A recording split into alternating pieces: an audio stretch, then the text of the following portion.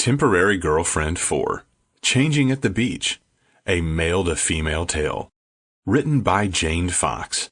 Narrated by Marcus M. Wilde.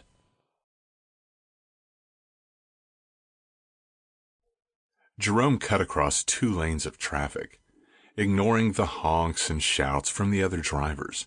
He was already an hour late, thanks to a flat back on the interstate. And if he waited much longer, all the prime spots on the beach would be taken. It'd be nothing but fat grannies and their fat dogs, as far as the eye could see.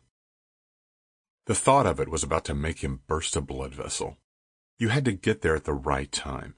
Position yourself so you had a good view of all the real honeys making their way down to the water. Who looked good? Who looked taken? Who looked too washed up to think about, unless it was getting late and you'd had a couple of drinks?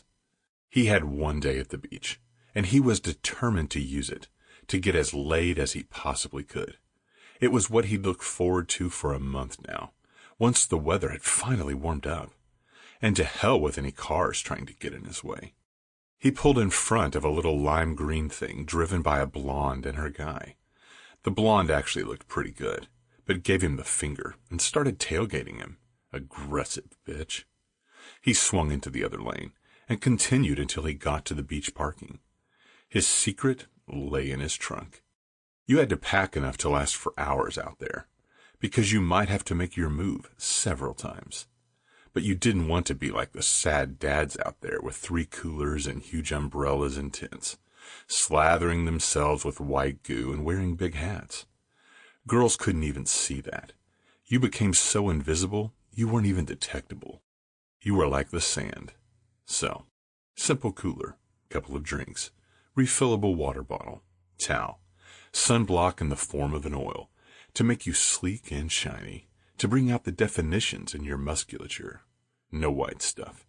The whole thing you could bring down in one arm, one trip. Extra supplies were all up here in the trunk, in case things took a while. More drinks, change of clothes, if things turned in a dinner direction. As he was pulling his stuff out, who should pull up but the little lime green car? "Oh, look, Mark, it's the asshole who cut us off," said the blonde driver. She was wearing a top tied behind her neck that lifted her tits way the hell up in the air. Her belly was trim and slid on down to some tiny little cut-off shorts that Jerome approved of. If she hadn't been with that guy, she definitely would have been a target.